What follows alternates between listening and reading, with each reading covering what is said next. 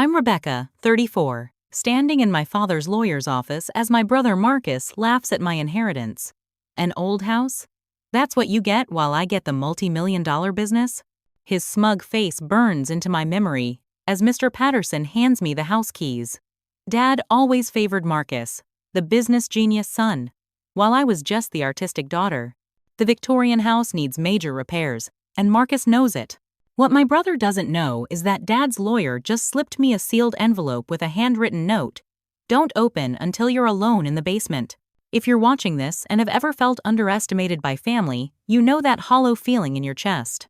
I'd love to know where you're tuning in from today.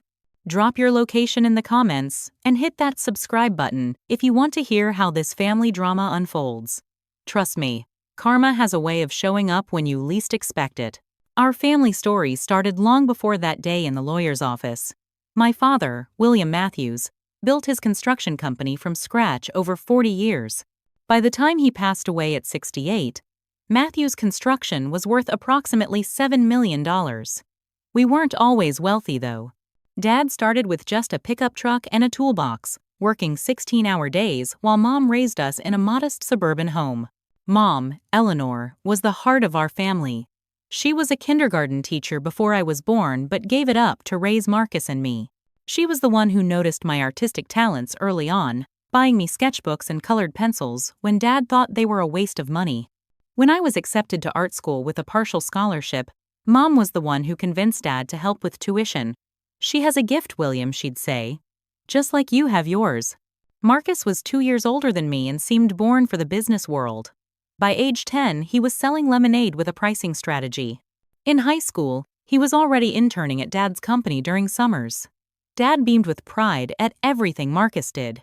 "That's my boy," he'd say, clapping Marcus on the shoulder. "He's got the Matthews business sense." I became a graphic designer, which Dad considered a hobby, not a real career.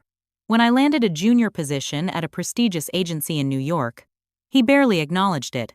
"At least you can make your own business cards," he joked once, not realizing how much that stung. Everything changed when Mom was diagnosed with stage 4 breast cancer. I was 24, just starting my career, but I couldn't imagine not being there for her. Marcus was 26, finishing his MBA and starting to work alongside Dad. The choice seemed clear to me, but not to everyone. "You can't give up that opportunity in New York," Mom argued weakly from her hospital bed after her first round of chemotherapy. "I'll be fine." But I knew better. I turned down the New York job and took a position at a local marketing firm instead. For the next year, I drove Mom to appointments, managed her medications, and held her hand through the worst of the treatments. Marcus visited when he could, but his focus remained on business school and impressing Dad at the company. Mom fought hard, but the cancer was aggressive.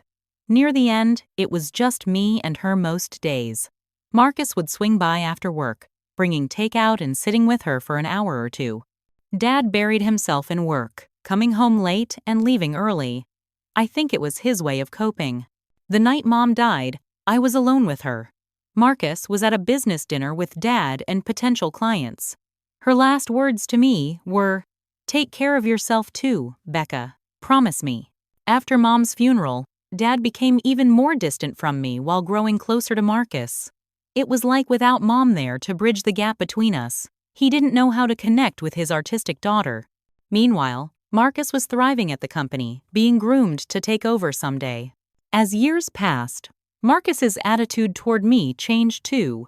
What started as brotherly teasing evolved into condescension and dismissal. "Still drawing pictures for a living?" he'd ask at family gatherings. Or, "Dad and I closed $1 million deal today. How many logos did you make?" Despite this, when Dad's health began declining due to heart problems, I was the one who stepped up. I'd cook meals and drop them off, make sure his house was clean, and drive him to doctor appointments. Marcus was too busy running the business alongside Dad, even though Dad was working less and less. During Dad's final weeks in the hospital, I visited daily, bringing him books and sitting by his bed. Marcus came every few days, usually rushing in with a briefcase, discussing business even as Dad grew weaker. The nurses knew me by name, but often had to ask Marcus who he was. The day Dad died, The nurse called me first. By the time Marcus arrived, I'd already been sitting with Dad's body for an hour, saying my goodbyes. As we left the hospital together, Marcus put his arm around me awkwardly. "Don't worry, Becca. Dad made sure we'll both be taken care of." At that moment, I actually felt grateful for my brother's reassurance. I had no idea what that really meant until we walked into Mr. Patterson's office 3 weeks later. Mr. Patterson's office smelled of leather and old books. His law firm occupied the top floor of one of the oldest buildings downtown, with views overlooking the river where Dad used to take us fishing when we were kids. I remember staring at those views instead of looking at Marcus's smirking face as we waited for the will reading to begin. Mr. Patterson had been our family lawyer for over 30 years.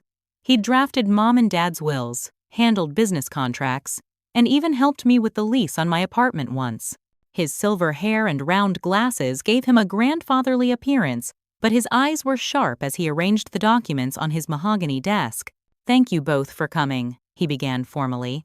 "As you know, we're here to discuss the distribution of your father's estate." William was very specific about his wishes. I nodded, clutching my purse tightly on my lap. Marcus lounged in his chair, checking his watch occasionally as if he had more important places to be. "I'll summarize the main points before we get into details," Mr. Patterson continued. To Marcus Allen Matthews, William leaves Matthews Construction Company, including all business assets, contracts, equipment, and accounts, with the stipulation that current employees be retained for a minimum of 6 months. Marcus's face broke into a wide grin. He straightened in his chair, adjusting his expensive tie. To Rebecca Eleanor Matthews, the lawyer turned to me, his expression softening slightly. "William leaves the family Victorian house at 1047 Elm Street, including all contents and furnishings, plus his personal collection of first edition books." The air left my lungs in a rush. The old Victorian?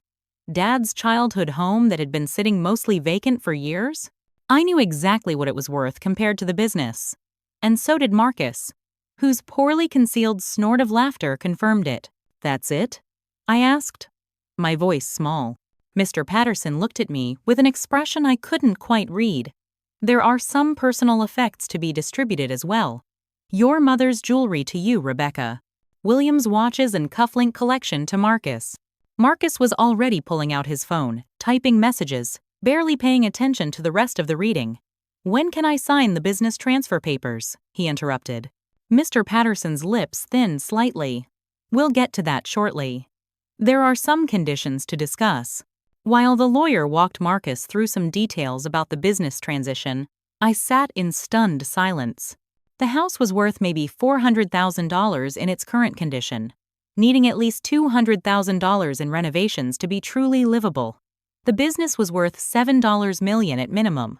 Dad's making sure we were both taken care of meant Marcus got everything that mattered, while I got a money pit. As Mr. Patterson handed Marcus a stack of documents to sign, my brother turned to me with a smile that didn't reach his eyes. "Don't worry, sis. Maybe you can sell the house to the company. We could use the lot for additional parking." I felt my cheeks burn with humiliation and anger. "The house has been in the family for generations," I managed to say. "And what are you going to do with it? You can barely afford your apartment rent. How will you pay property taxes on it, let alone fix it up?" Marcus shook his head. "Dad was sentimental about that place. But it's a liability, not an asset." Mr. Patterson cleared his throat. "If you'll both excuse me for a moment, I need to retrieve some additional paperwork." He left the office, closing the door behind him. As soon as he was gone, Marcus leaned toward me.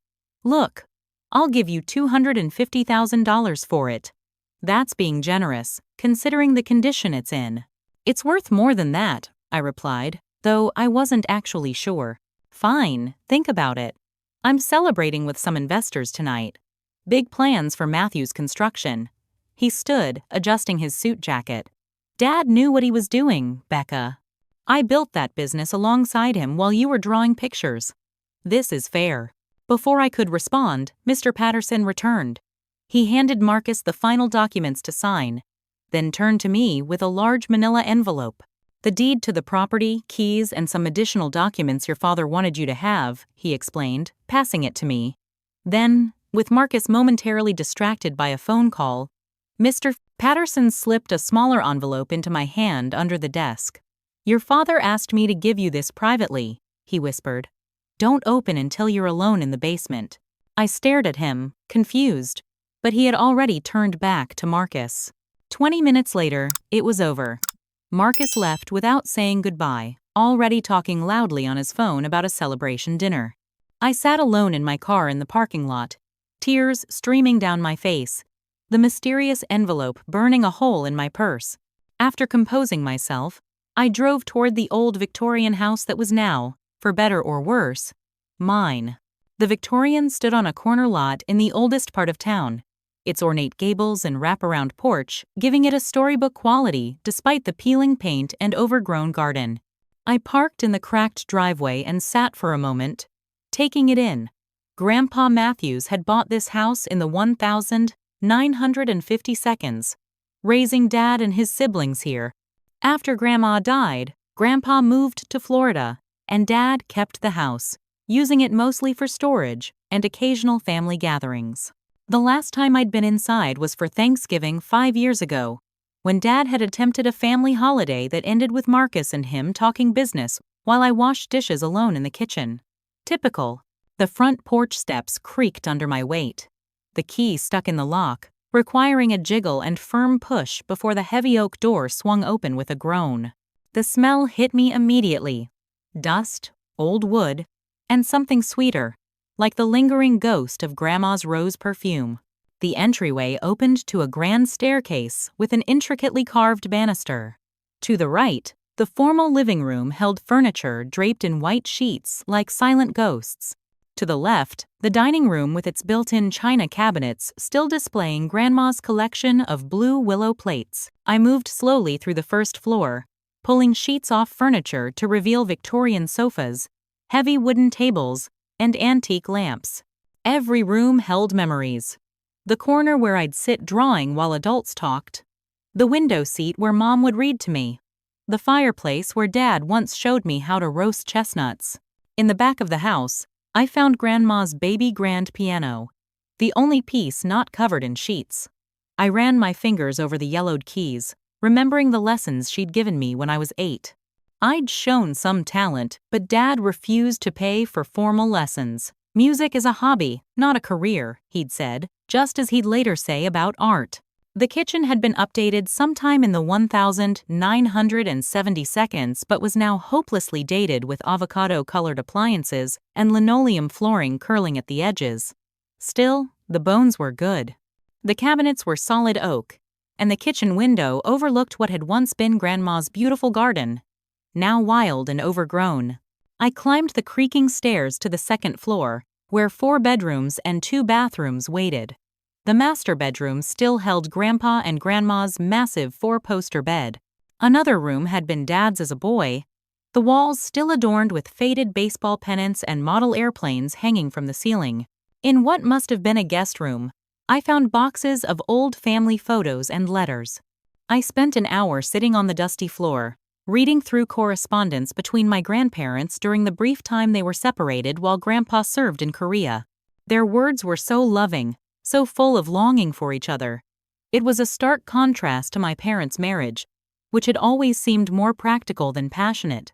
By late afternoon, I'd explored most of the house and had reached some conclusions. First, the place had good bones but needed significant work. New roof, electrical updates, plumbing repairs, not to mention cosmetic renovations. Second, there was a wealth of family history here that Marcus had no interest in preserving. And third, I couldn't possibly afford to make this house livable on my graphic designer's salary. I was sitting on the porch steps, calculating costs and possibilities, when my phone rang. "Marcus." "Hey, sis." He sounded slightly drunk already. "Just signed the papers officially making me CEO of Matthews Construction. Having a little celebration. Thought I'd check if you've come to your senses about the house yet." "I'm still looking around," I said, trying to keep my voice neutral. "Well, don't take too long. My offer stands $250,000, cash. More than fair considering the money pit you've got there." "It's worth more than that, Marcus." He laughed. To who? It'll cost a fortune to fix up, and even then, that neighborhood isn't what it used to be. But hey, it's your inheritance. Have fun with the property taxes." He hung up without saying goodbye. I sat there fuming for several minutes before remembering the envelope Mr. Patterson had slipped me. The one I was supposed to open in the basement. The basement door was off the kitchen. A heavy wooden door with an old-fashioned glass knob. The light switch revealed a single bare bulb illuminating steep stairs leading down into shadow. I descended carefully, holding on to the wobbly railing. The basement was surprisingly large, spanning the entire footprint of the house. It was divided into several areas: a workshop space with Grandpa's old tools still hanging on pegboards, a laundry area with an ancient washer and dryer, and a large open space filled with furniture, trunks, and boxes. Along one wall stood tall wooden bookshelves filled with old books and photo albums. I found a dusty armchair that looked relatively stable and sat down, finally pulling out the mysterious envelope. My name was written on it in Dad's unmistakable handwriting. Taking a deep breath, I broke the seal and began to read. "My dear Rebecca," the letter began in Dad's precise handwriting. "If you're reading this, I've passed on, and you've just discovered that I've left you the family home instead of a share in the business. I'm sure this seems unfair, perhaps even cruel, especially given how Marcus has likely reacted. I owe you an explanation, and much more. First, I must apologize for being a poor father to you. I never knew how to connect with your artistic spirit, so different from my practical nature. Your mother understood you in ways I couldn't. After she died, I retreated further into what I knew, business and Marcus. This wasn't your fault, but mine entirely. What you don't know is that I've been watching both you and your brother carefully over these past years. I've seen your sacrifice, compassion, and integrity. I've also seen Marcus change, becoming more like the cutthroat businessman I've always despised than the son I raised. The house I've left you is more than it appears. Your inheritance is not lesser than Marcus's, but in many ways, greater. There's a hidden room in the basement that contains everything you need to understand. Look at the north wall bookcase. Pull the copy of Great Expectations halfway out, then push it back in. This will release a mechanism. The key enclosed will open the safe you'll find inside. Trust Mr. Patterson. He knows everything and will help you navigate what comes next. I hope someday you can forgive me for my failings and the game I've played. This was the only way I could be sure. With love and faith in you, Dad."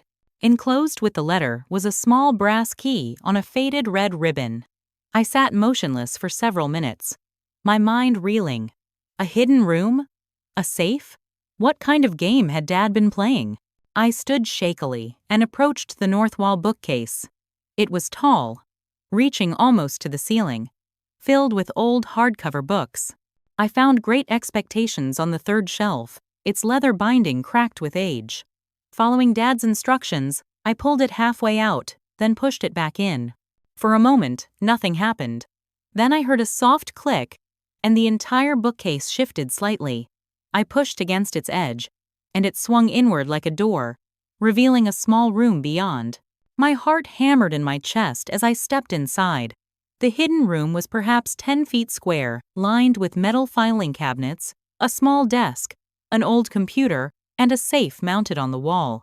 Cardboard boxes labeled with years were stacked neatly in one corner. The safe was old but sturdy, with a keyhole rather than a combination dial. My hand trembled as I inserted the brass key. It turned smoothly, and the safe door swung open. Inside were several folders, a USB drive, and a thick envelope labeled "Read First." I took out the envelope and opened it. "Rebecca, these documents reveal 3 important truths," began this second letter. First, Marcus has been embezzling from the company for 5 years. Second, the construction business legally belongs to the house, not the other way around. And third, I've recorded a video explanation you'll find on the USB drive. Watch it before you do anything else. My legs felt weak. I sat at the desk, noticing that the old computer was actually relatively modern. I plugged in the USB drive, powered up the system, and opened the video file. Dad's face appeared on screen, clearly recorded in his hospital room. He looked thin and pale but clear-eyed. Rebecca, if you're watching this, you've found the secret room and opened the safe. Good. Now, listen carefully. He explained that he'd begun suspecting Marcus was stealing from the company about 3 years ago. Small amounts at first, then growing bolder. Dad had hired a private investigator who documented everything. The evidence was all there in the folders. But that's not the most important part, Dad continued on screen. The truth about Matthews Construction is that it was built with money from your grandmother's family. The land it sits on today was originally part of this house's property. Legally, the business has always been tied to ownership of the Victorian. It's all in the original company charter and land deeds. I paused the video, my mind struggling to process this information. Was Dad saying what I thought he was saying? I resumed playback. Dad's face grew more serious. When I set up my will, I created a test. I wanted to see if Marcus would be satisfied with the business, which he believes is everything, or if he'd try to take the house from you too. If he's been cruel or dismissive about your inheritance, you now know his true character. Dad's eyes softened. The truth, Rebecca, is that the person who owns the Victorian legally controls Matthews Construction. The business doesn't own the land it operates on. The house does. You, as the house's owner, hold 75% controlling interest in the company. It's all documented here, and with Mr. Patterson. I paused the video again, my hand over my mouth in shock. This couldn't be real. The final part of Dad's video was the most painful. I know this setup seems like a cruel game, and perhaps it is. I couldn't confront the truth about Marcus while I was alive, but I couldn't leave him in control if he's become the man I fear he has. You have the compassion and integrity your mother had, Rebecca. The business needs that now. Dad's eyes filled with tears. I failed you as a father. I never appreciated your gifts. I was wrong about so many things. This is my attempt to make it right. I love you, Becca. I always have, even when I couldn't show it. The video ended, and I sat in stunned silence. Then I began examining the folders. The first contained detailed records of Marcus's embezzlement, totaling nearly $850,000 over 5 years. The second held the original Matthews Construction Charter from 1980, clearly stating that controlling interest was tied to ownership of the Victorian property. The third contained land deeds showing the business operated on land still legally part of the house's trust. As I continued exploring the hidden room, I found even more. Grandma's journals revealed that the seed money for Matthews Construction had come from her family's savings, not Grandpa's work as family lore had claimed. Grandpa had taken credit publicly because, in those days, a woman-backed business wouldn't have been taken seriously. I saw myself in this story, the woman whose contributions were minimized while the men took center stage. Except now, Dad had arranged for a dramatic final act. I wasn't just the owner of an old Victorian house, I was the majority owner of a $7 million construction company. My phone rang, startling me from my thoughts. It was Mr. Patterson. Rebecca? Have you found it? He asked without preamble. Yes, I whispered. Is it true? All of it? Every word. Your father spent the last year of his life setting this up. He wanted to be sure the company ended up in the right hands. He paused. We should meet tomorrow to discuss next steps. Marcus doesn't know any of this yet. As I hung up, I looked around the hidden room with new eyes. This wasn't just Dad's secret evidence cache. It was my inheritance. My real inheritance. And Marcus had no idea what was coming. I know many of you watching have discovered family secrets that changed everything. That moment when the floor drops out from under you and suddenly your whole understanding of your family shifts. If you're feeling this video in your core right now, tap that like button. The revelation I just shared is only the beginning, and what happens next might be the most satisfying family justice some of you have been waiting to see. Keep watching to find out what happened when Marcus finally learned the truth. Mr. Patterson's office seemed different the next morning. The leather and wood that had felt oppressive during the will reading now felt reassuring, solid. I'd barely slept, spending hours going through the documents from the hidden room, trying to understand the full scope of Dad's plan and Marcus's betrayal. Coffee, Mr. Patterson offered as I took the same seat I'd occupied 3 days earlier. Please, I said. setting my bag containing key documents on the floor beside me. Once we both had steaming cups before us, Mr. Patterson leaned forward. "Rebecca, I need to be clear about something. William didn't tell me everything until the very end. I knew about the embezzlement suspicions, helped him set up the hidden room documentation, but the full extent of his plan only became clear to me in his final days." "Why didn't he confront Marcus directly?" I asked, the question that had kept me awake most of the night. Mr. Patterson sighed. "Your father was a complicated man. He built his business on honesty and integrity, values he tried to instill in both of you. Discovering Marcus's theft broke his heart. But confronting him while dying of heart failure," he shook his head, "I think he couldn't bear to have that be their final interaction. So he made it mine instead," I said, unable to keep the bitterness from my voice. "He believed you could handle it, and that you deserve to be the one to decide what happens next." Mr. Patterson pulled out a thick folder. "Let me explain exactly what your legal position is." Over the next hour, he walked me through the intricate legal structure Dad had created. The original company charter from 1980 established that the business would operate on land owned by the Victorian House's trust, with controlling interest tied to ownership of the property. This unusual arrangement had been obscured over the years by various holding companies and subsidiaries, but had never been changed. "So I really do own 75% of Matthew's Construction?" I asked, still struggling to believe it. "Yes. The business has been operating on land owned by the house's trust for over 40 years. The lease agreement, which automatically renews with ownership of the house, grants you controlling interest." He slid a document across to me. "This is the current fair market valuation of the company, $7.3 million. I stared at the number. "And Marcus has been stealing from it." "Yes. The forensic accountant your father hired documented approximately $850,000 in funds Marcus diverted to personal accounts over the past 5 years. Mr. Patterson's expression hardened. "That's criminal embezzlement, Rebecca. What are my options? You could immediately assert your ownership rights, confront Marcus with the embezzlement evidence, and take control of the company. You could press criminal charges, which would likely result in Marcus facing jail time." Mr. Patterson paused. "Or you could take a more strategic approach." "Strategic how?" "Monitor him for a short period. See what he does now that he believes he has complete control. The forensic accountant is still tracking the accounts. If Marcus continues or accelerates his embezzlement, it strengthens your position." He leaned back in his chair. "It also gives you time to prepare for taking over, if that's what you decide to do." I thought about it. Part of me wanted immediate justice. To see the look on Marcus's face when he realized his mockery had been premature. But another part was terrified at the prospect of suddenly being responsible for a multi-million-dollar construction company and dozens of employees. "How long would we monitor him?" I asked. 2 weeks should be sufficient. In the meantime, I can prepare all the legal documentation you'll need, and you can continue exploring the company records your father left you." The plan made sense. It would give me time to process everything and decide exactly how I wanted to handle the confrontation. "Let's do that. But I want daily updates on what he's doing with the company."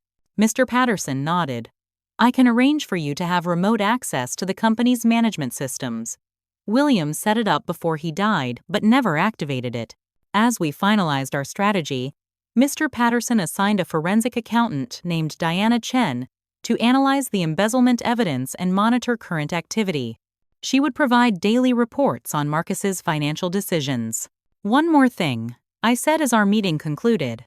"What's the actual value of the Victorian house?"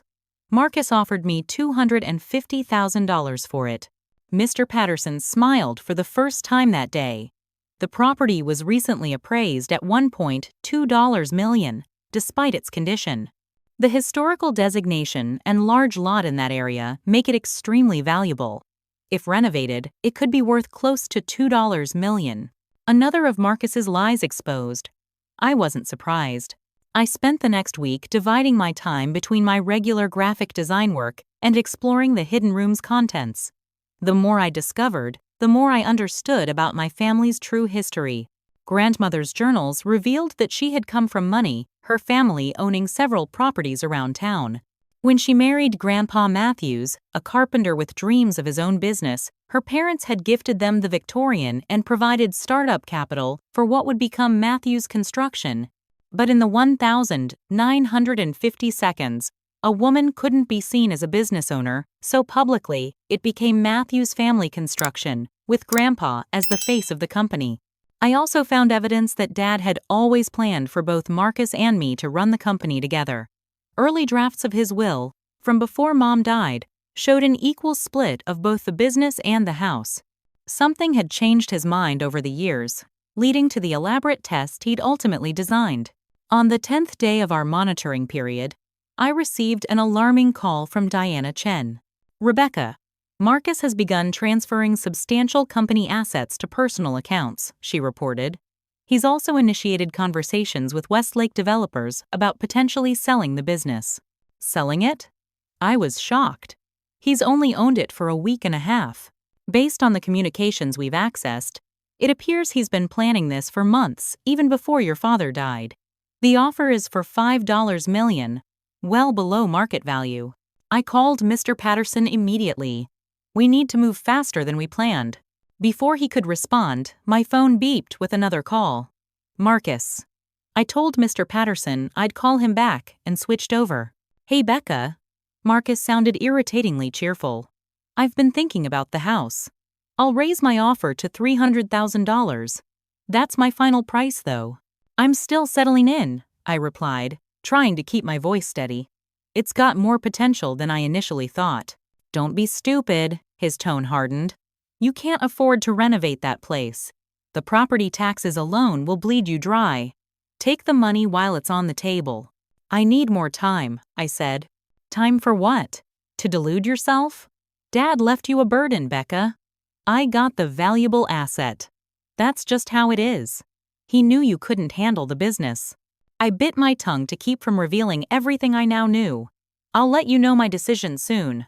Make it very soon. I've got plans for that property." After hanging up, I called Mr. Patterson back. "We need to set the meeting for the day after tomorrow. Marcus is trying to sell the company." That evening, I was sitting on the Victorian's porch swing, making notes about how I wanted the confrontation to unfold, when a black SUV pulled into the driveway. Marcus got out, clearly intoxicated. "Just thought I'd see what you're so attached to," he slurred, stumbling up the porch steps. "Show me around my future parking lot." "You're drunk, Marcus. Go home." He ignored me, pushing past into the house. "Look at this dump. Peeling wallpaper. Ancient plumbing. You seriously think you can save this place?" He knocked a vase off a side table, shattering it on the hardwood floor. "Get out," I demanded, pulling out my phone. "Or I'm calling the police." "The police?" He laughed. "For what? I'm just visiting my sister." He moved into the living room, deliberately knocking books off shelves. "Wonder what this place would look like in flames. Probably worth more as an insurance payout." My blood ran cold at the implied threat. "Leave. Now." Something in my voice finally got through to him. He stared at me, swaying slightly. "Fine. But think about my offer. $300,000, Becca. 1 week. Then it's off the table for good." As he stumbled back to his car, I locked the door behind him and leaned against it, heart pounding. I immediately called Mr. Patterson. "It's time," I told him. "Set the meeting for tomorrow morning. I don't want to wait any longer." That night, I barely slept, going through family photos I'd found in the hidden room. Pictures of Dad as a young man, smiling with Grandpa in front of their first construction project. Mom and Dad on their wedding day, looking happier than I ever remembered seeing them together. Marcus and me as children, playing in the backyard of our childhood home. So many memories, so many layers of truth and deception. Tomorrow, everything would change. The 2 weeks of monitoring Marcus's activities at Matthews Construction revealed a disturbing pattern that went far beyond what even Dad had suspected. With the access Mr. Patterson had arranged, I could see company emails, financial transactions, and even security camera footage from the main office. On his very first day as official CEO, Marcus fired Ted Grayson, the project manager who had been with the company for over 20 years and had once taught Marcus how to read blueprints. Ted's crime? Questioning Marcus's decision to cut corners on a school renovation project by using cheaper materials than specified in the contract. By the end of the first week, 3 more long-term employees had been let go. Marcus replaced them with friends from business school who had no construction experience but were happy to follow orders without question. The company atmosphere, once known for its family-like environment, had turned toxic. The financial side was even worse. Diana Chen documented multiple instances of Marcus moving company funds to his personal accounts, labeled as consulting fees or executive bonuses. He'd already diverted nearly $120,000 in just 2 weeks. He's accelerating the embezzlement, Diana told me during one of our daily updates. It's like he's trying to extract as much cash as possible in a short time frame. Marcus's personal spending exploded as well. He purchased a $175,000 Porsche, leased a luxury apartment downtown for $5,000 monthly, and bought designer clothes and watches worth tens of thousands, all while telling me I couldn't afford the property taxes on the Victorian. On day 9 of our monitoring period, I received an unexpected call from a woman named Brittany Miller. It took me a moment to place her name.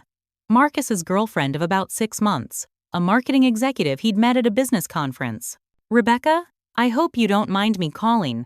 I got your number from Marcus's phone." She sounded nervous. "Can we meet somewhere to talk? It's important." We arranged to meet at a coffee shop far from Marcus's usual haunts. Brittany arrived looking anxious, constantly checking over her shoulder as if afraid of being followed. "Thank you for meeting me," she said as we sat with our coffees in a corner booth. "I'm worried about Marcus. He's changed so much since your father died." "How so?" I asked, curious about her perspective. "He's always been ambitious, but now it's different. He's reckless, drinking too much, making impulsive decisions." She lowered her voice. "Last night he was on the phone with someone from Westlake Developers, talking about selling Matthews Construction. He said once the deal goes through, we'd move to Miami and live like royalty." My stomach tightened. Diana had mentioned the potential sale, but hearing it confirmed made it real. "Has he talked about the Victorian house? The one I inherited?" I asked. Brittany nodded. "He's obsessed with it. Says the property is crucial for his plans with Westlake. Something about the land being perfect for a development project." She hesitated. "Rebecca, I think he's planning something illegal. I heard him tell someone that if you won't sell, there are other ways to get property from stubborn owners." The implied threat aligned with Marcus's drunken comments about the house burning down. I thanked Brittany for her warning, and we parted ways with her, promising to let me know if she learned anything else. That same afternoon, Diana called with alarming news. Marcus has begun transferring company assets to a new LLC registered in his name alone. He's basically stripping the company bare before the sale. I immediately called Mr. Patterson, who agreed to accelerate our timeline. "We need to stop him before he does irreparable damage," the lawyer said. "I've prepared all the necessary documentation to assert your ownership rights." Before we could finalize our plans, Marcus called. His voice had the false cheerfulness that I'd come to recognize as his manipulation tone. "Becca, I've been thinking.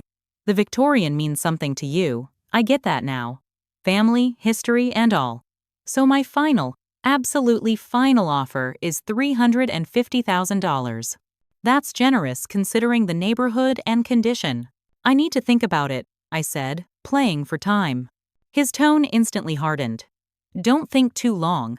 I've got investors interested in that land. One way or another, I'm getting that property." After hanging up, I felt a chill run down my spine. Marcus wasn't just greedy. He'd become dangerous in his entitlement.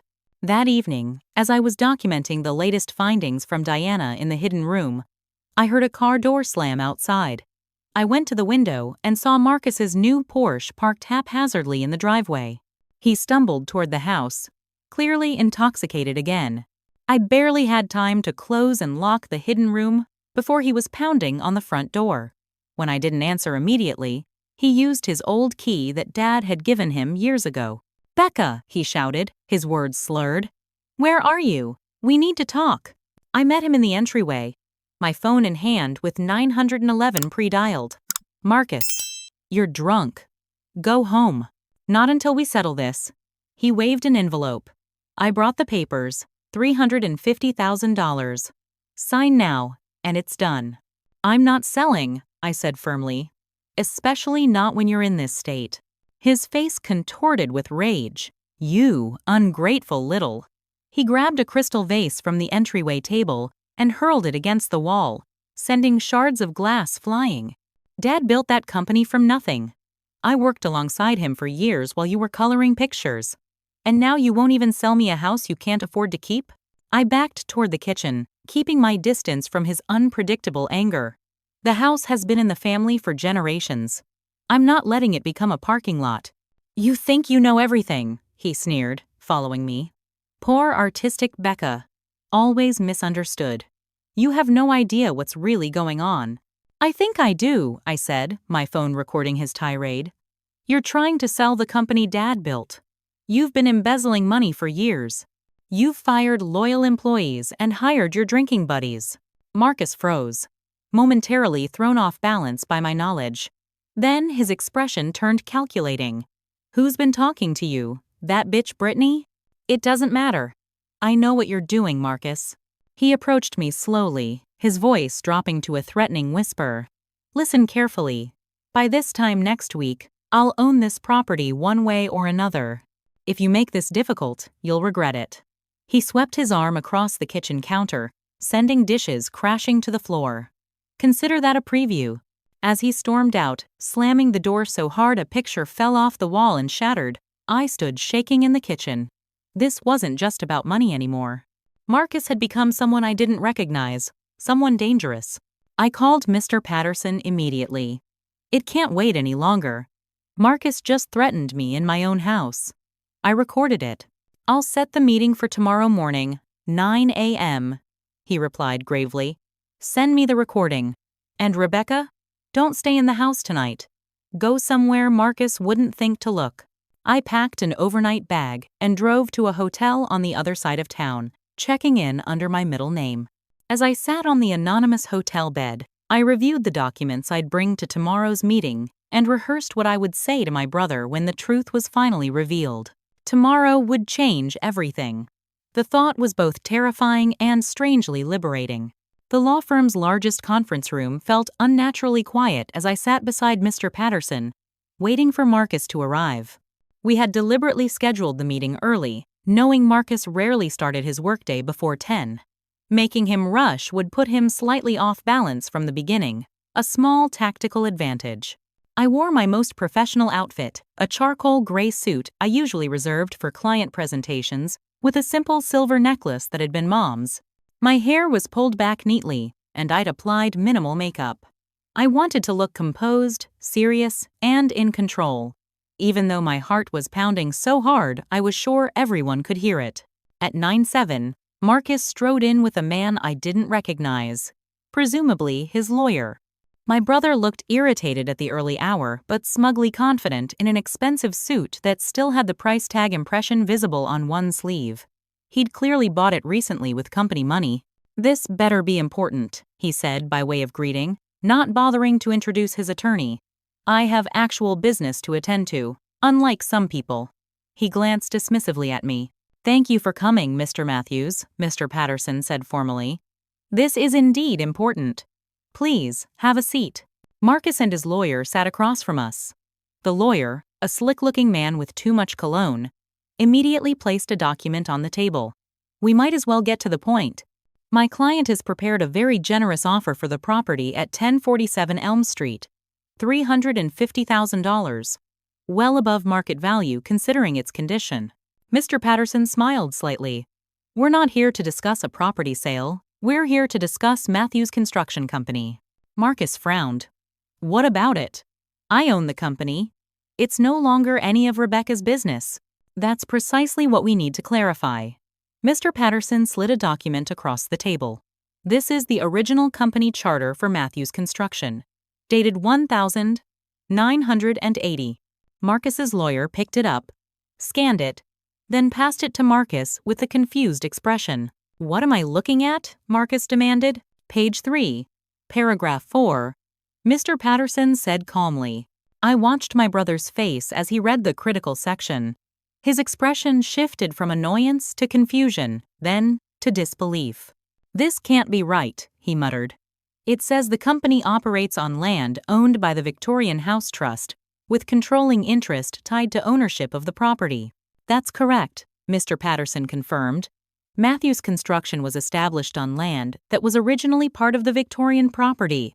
Your grandfather never actually purchased the land from the trust. He merely established a renewable lease agreement that tied ownership of the business to ownership of the house. Marcus looked up sharply. That's impossible. Dad owned the business outright.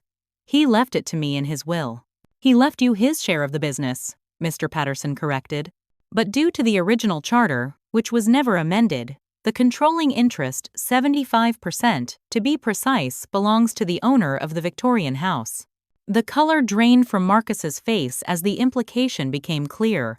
He turned to me, his expression a mixture of disbelief and dawning horror. You?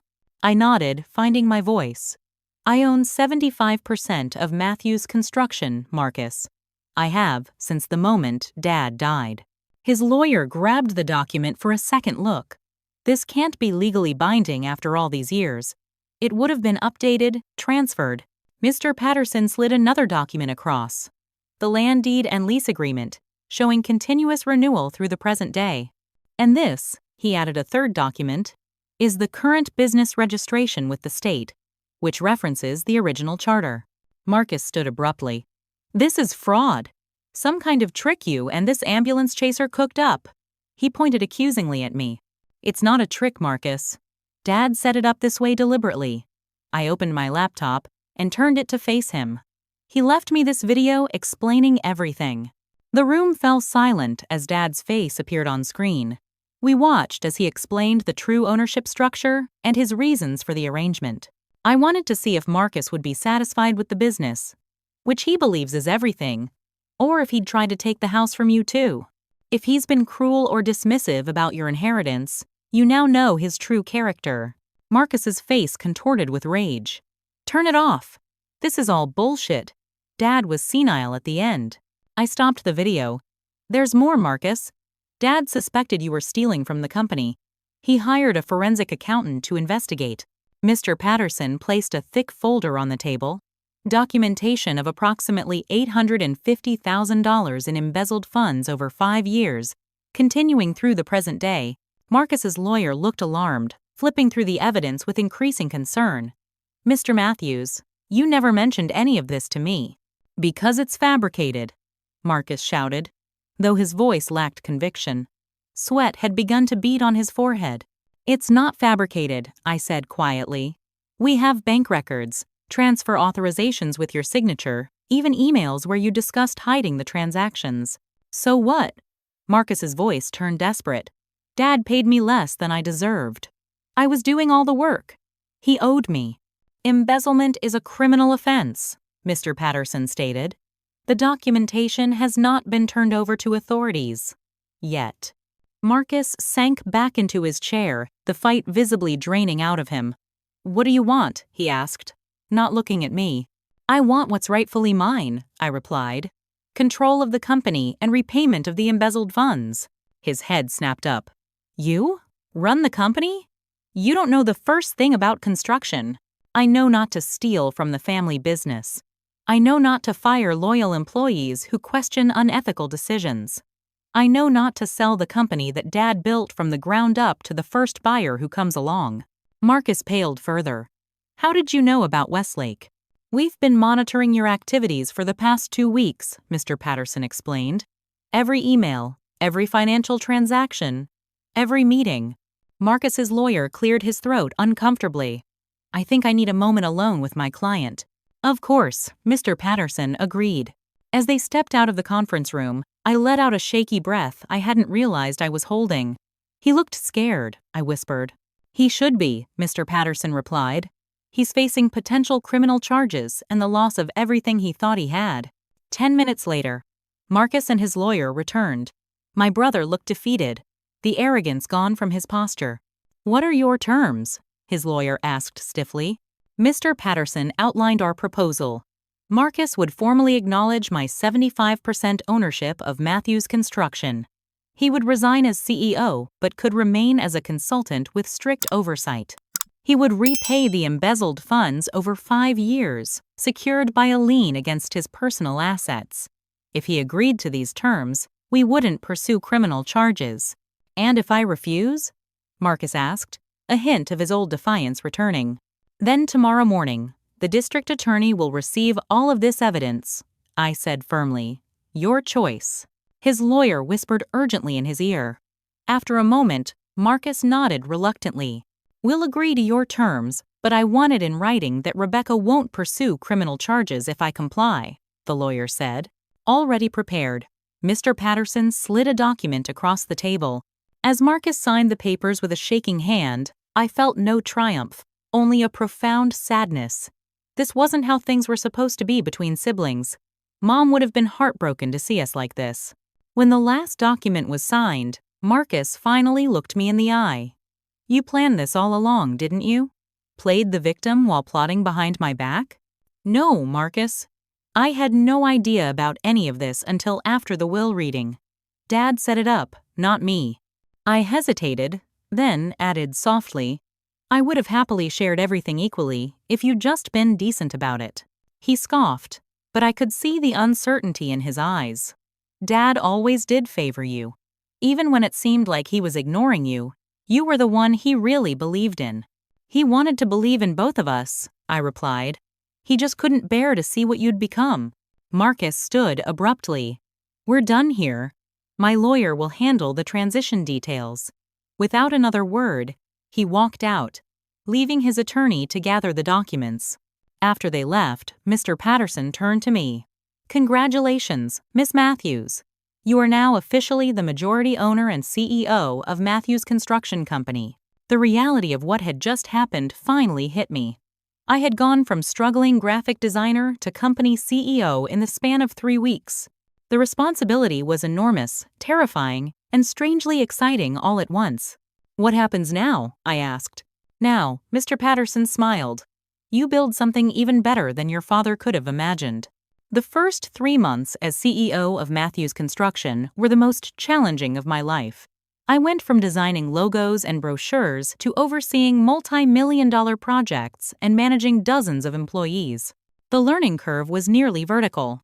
My first official act was rehiring Ted Grayson and the other experienced employees Marcus had fired.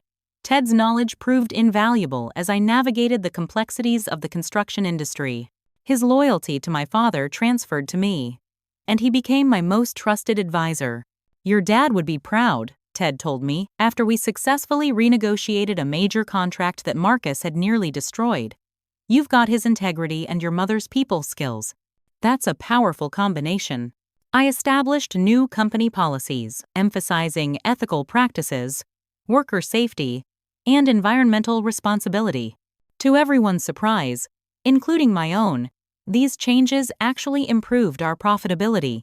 Clients appreciated our transparency, and employees worked harder when they felt respected and secure. My background in graphic design, which Dad and Marcus had dismissed as impractical, proved unexpectedly useful.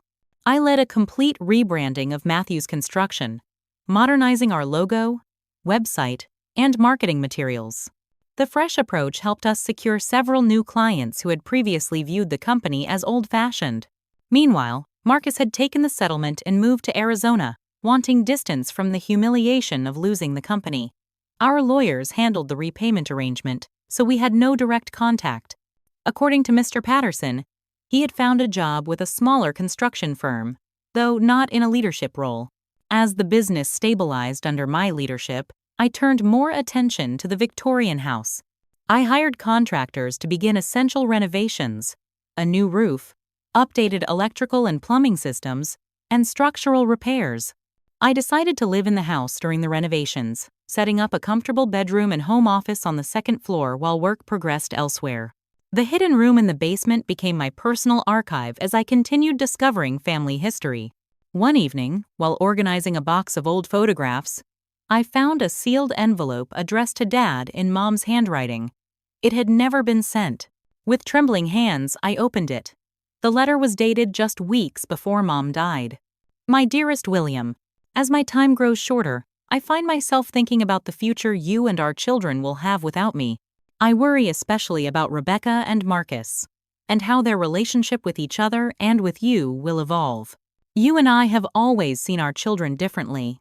Where you see Marcus's ambition, I see his insecurity and need for constant validation. Where you dismiss Rebecca's creativity, I see her profound empathy and quiet strength. Rebecca has your integrity, William, though you've never noticed it. Marcus has your drive, but lacks your moral compass. I fear what he might become without proper guidance, especially after I'm gone. Please don't let our son's charm blind you to his flaws. And don't let our daughter's gentleness make you underestimate her capability. They both need your love and wisdom, just in different ways. The company you've built is your legacy, but so are our children.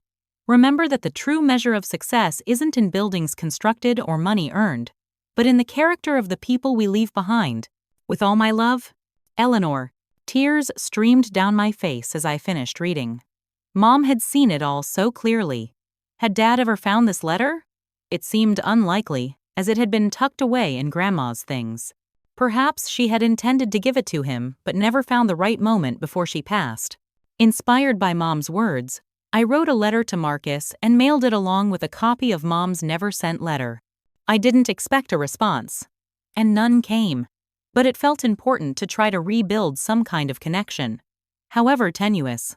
As spring arrived, the Victorians' renovations progressed beautifully. The lead contractor, Jackson Walsh, turned out to be not only skilled at historical restoration, but also appreciative of my vision for honoring the house's past while making it functional for modern life.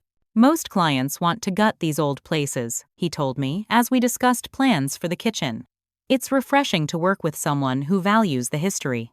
Jackson and I began spending time together outside of the renovation discussions, first just coffee to go over plans, then dinners where we barely mentioned the house at all. He was thoughtful and unpretentious, interested in both my business and creative sides, without seeing them as contradictory. 6 months after taking over Matthew's construction, I had a final meeting with Mr. Patterson to complete the transition of all legal matters from Dad's estate. Your father came to see me about a year before he died, Mr. Patterson revealed as we finished signing documents.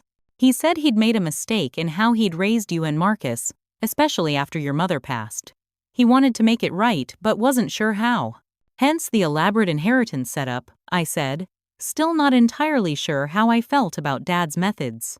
Yes. But there was more to it. William was genuinely regretful about how he'd treated you. He told me he'd always been uncomfortable with your artistic nature because it reminded him of his mother, who had encouraged his own creative interests before his father pushed him into the practical world of construction. Mr. Patterson smiled sadly. Your father suppressed that side of himself, and then did the same to you. By the end, he recognized it as his greatest failure as a parent. This revelation stunned me. I'd never imagined Dad having artistic inclinations of his own, let alone suppressing them because of his father's expectations. The cycle of parents shaping children in their image, for better or worse, seemed painfully clear. A week later, I made my final exploration of the hidden room before converting it into a proper home office. In a box I hadn't yet thoroughly examined, I found a folder labeled Rebecca, ages 5 to 10. Inside were dozens of drawings I'd made as a child, carefully preserved. Art projects I'd brought home from school, birthday cards I'd made for Dad, even napkin doodles from restaurants. He'd kept them all. The father who had dismissed my artistic pursuits as impractical had secretly saved every drawing I'd ever given him. I sat on the basement floor surrounded by these colorful pages, crying for what felt like hours. Dad had loved me in his way, even when he couldn't show it. That evening, I called Ted Grayson to discuss an idea that had been forming in my mind. I want to start a foundation in my parents' names, I explained. The Eleanor and William Matthews Foundation. We'll offer scholarships to young people pursuing careers in both construction and the arts. That's perfect, Ted said warmly. A way to honor both sides of your family legacy. By the 1-year mark of taking over Matthews Construction, the company was thriving beyond all expectations. We'd secured our largest contract ever, a sustainable community center that combined innovative green building techniques with beautiful design. The project perfectly symbolized my vision for the company. Solid construction principles enhanced by creative thinking. The Victorian house transformation was nearly complete as well. The exterior gleamed with fresh paint in historically accurate colors. The gardens had been restored according to old photographs I'd found, and the interior blended preserved historical elements with comfortable modern amenities. As I stood on the porch one evening with Jackson, admiring our work, he put his arm around me. "You've created something remarkable here, Rebecca. Not just with the house, but with the company too. You've honored your family's past while building something new." I leaned into his embrace, thinking about the journey of the past year. From the devastating moment in Mr. Patterson's office, when I thought I'd received the lesser inheritance, to now understanding that Dad had given me far more than just a company or a house. He'd given me the opportunity to discover my own strength and to create something that was truly mine. The Victorian house, once mocked as a worthless inheritance, had become both the legal key to the family business and the emotional center of my new life. Every corner held memories, some painful, some precious, but all part of what made me who I was. In the end, Marcus's mockery had been his downfall, and my supposed misfortune had been my greatest blessing. Life had a way of balancing accounts in the most unexpected ways. I know many of you watching have faced similar family challenges. Has karma ever come full circle in your family? When the person who underestimated you had to face the consequences of their actions? I'd love to hear your stories in the comments below. Don't forget to like this video if you felt that satisfaction of justice being served, and subscribe for more real family stories like mine. Remember, sometimes what seems like the short end of the stick turns out to be exactly what you needed all along. Thank you for listening to my story, and I hope it brings some comfort to those of you still waiting for your family justice moment. The Victorian house glowed with warmth on Christmas Eve, multicolored lights twinkling along the restored gingerbread trim and wreaths adorning each window. Inside, a fire crackled in the refurbished living room fireplace, and the smell of pine and cinnamon filled the air. The dining room table, extended to its full length, was set for 12 with Grandma's blue willow china. A year had passed since the confrontation with Marcus, and so much had changed. Matthew's construction had grown by nearly 30% under my leadership. With a reputation for quality work, ethical business practices, and innovative design, the employees Marcus had fired were now thriving in their new roles, with Ted Grayson promoted to Chief Operations Officer. Mr. Patterson arrived first, bearing a leather-bound book. "William's personal journal," he explained, handing it to me. "He asked me to give it to you after you'd been running the company for a full year. He wanted to be sure you'd found your footing first." I accepted it with mixed emotions, knowing it would contain insights into my father's thoughts that might be difficult to read. "Thank you for everything, Mr. Patterson. I couldn't have navigated this past year without you." "You've done remarkably well, Rebecca," he said warmly. "This company Christmas party is evidence of that." William never hosted gatherings like this. It was true. Dad had given obligatory business dinners, but never opened his home for a genuine celebration. Tonight, key employees and their families would join us for dinner, followed by a gift exchange and carols around Grandma's piano, which I'd had restored. Jackson arrived next, carrying desserts from the local bakery and a small wrapped package that he placed under the tree with a wink in my direction. Our relationship had deepened over the past year, moving from professional to personal with an ease that surprised us both. He understood my commitment to both the business and the house, never asking me to choose between my different passions. As employees began arriving with their families, the Victorian filled with voices and laughter. Children explored the grand staircase, while adults admired the restoration work. Ted and his wife Barbara helped me in the kitchen, putting final touches on the holiday meal. The doorbell rang again just as we were about to serve dinner. Jackson answered it while I arranged the last dish on the buffet table. "Rebecca," he called, his voice carrying an odd note. "You have unexpected guests." I walked to the entryway and froze. Marcus stood on the threshold, holding the hand of his wife Brittany, who cradled a tiny bundle in her arms. My brother looked different, thinner, less polished, his expression uncertain. "Merry Christmas, Becca," he said softly. "I hope we're not intruding," Brittany thought. We thought it might be time to try to reconnect. For a moment, I couldn't speak, too overwhelmed by his sudden appearance. Then I noticed the dark circles under his eyes, the humility in his posture, so unlike the arrogant brother I'd known. "You're not intruding," I finally managed. "Please, come in. I didn't know you had a baby."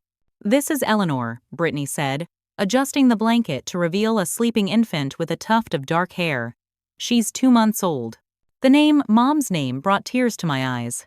"She's beautiful," I whispered, meeting Brittany's gaze with silent gratitude for this olive branch. Dinner was initially awkward, with employees who remembered Marcus's brief, disastrous tenure as CEO casting wary glances in his direction. But as the meal progressed, the festive atmosphere gradually relaxed everyone. Marcus spoke little, mostly answering direct questions about life in Arizona and asking polite questions about the house renovations. After dessert, while others gathered in the living room for the gift exchange, I took Marcus aside to my home office, the converted hidden room. "Why did you really come?" I asked once we were alone. He looked around the space, recognition dawning. "This is where Dad kept all the evidence against me, isn't it?" I nodded. "Among other things. Family history, mostly." Marcus sighed, running a hand through his hair. "I came because I read Mom's letter, the one you sent me, and because I need to apologize." He met my eyes directly for the first time that evening. "I was wrong, Becca, about everything. Dad saw it before I did." "What happened in Arizona?" I asked, sensing there was more to the story. "Reality happened. Starting over, working for someone else, actually having to earn respect instead of demanding it." He gave a hollow laugh. "Turns out I'm not nearly as brilliant as I thought when I don't have Dad's reputation to ride on." I studied my brother's face, seeing genuine remorse there. "And the baby? Eleanor?" His expression softened. "Having a daughter changed me, made me think about what kind of example I want to set." He hesitated. "I found some letters from Mom to Dad in our old house. Reading them, I realized how much I'd missed about our family, how much I'd failed to understand about what really matters." For the first time in years, perhaps ever, Marcus and I had an honest conversation. He shared his struggles with feeling he never quite measured up to Dad's expectations, how that had driven him to cut corners and eventually steal. I talked about my lifelong sense of being dismissed and underestimated, of giving up dreams to care for Mom while he continued his career path. "I have something for you," I said when we'd talked ourselves out. I opened a drawer and pulled out a folder. "These are selected documents from Dad's archive that I think you should have. Family history that belongs to both of us." Marcus accepted it with surprise. "Thank you. That's unexpectedly generous. And I have a proposition," I continued. "Matthew's Construction needs someone to oversee our new Arizona projects. It would be a limited role, with oversight from Ted, and contingent on you completing a business ethics program." His eyes widened. "You'd trust me with company business? After everything?" "Not yet," I said honestly. "But maybe someday. Family is complicated, Marcus. We can acknowledge the harm done while still leaving room for change." When we rejoined the party, dinner had been cleared away, and people were gathering around the piano. Jackson gave me a questioning look, and I nodded to indicate everything was okay. Mr. Patterson raised an eyebrow at Marcus's presence but said nothing. Before the music began, I called for everyone's attention and raised my glass. I'd like to toast to family, both those we're born to and those we choose, to the legacy of William and Eleanor Matthews, which lives on not just in this business or this house, but in the values they tried, however imperfectly, to instill in their children. As glasses clinked and conversation resumed, I noticed Marcus standing slightly apart, observing the warm community I'd built from the company he'd tried to strip bare. There was regret in his eyes, but something else too, perhaps the beginning of understanding. Later, after most guests had departed, I sat at the piano playing a simple Christmas carol that Grandma had taught me decades ago. Jackson and Mr. Patterson were helping with cleanup, and Marcus and Brittany had just left, promising to visit again before returning to Arizona. I paused in my playing to place Dad's framed photo on the piano beside Mom's, completing the family circle. Opening his journal, I read the first entry. Eleanor always said our children would surprise us if we let them be themselves. I didn't understand what she meant until it was almost too late. Rebecca has a strength I never recognized, perhaps because it's so different from my own. I hope someday she'll understand that my greatest regret was not seeing her clearly sooner. As I closed the journal, I realized that the true inheritance wasn't the house or the company, but the chance to break cycles of misunderstanding and create something new from the complicated legacy I'd been given. The Victorian house, once mocked as a worthless inheritance, had become the foundation for rebuilding not just a business, but a family. The old grandfather clock in the hallway chimed midnight. Christmas Day. A day for new beginnings and old remembrances. For forgiveness and hope. I've shared my entire journey with you, from that devastating day in the lawyer's office to where I am now. I never expected the twists my life would take, or that the inheritance I once thought was worthless would change everything. Has your family ever experienced a similar story of justice or redemption? I'd love to hear about it in the comments below. If this story resonated with you, please hit that like button and subscribe for more real-life family stories. Sometimes the most valuable inheritances aren't what we initially think they are. Thank you for being part of my journey, and I hope my story brings some comfort or inspiration to anyone dealing with family challenges of their own.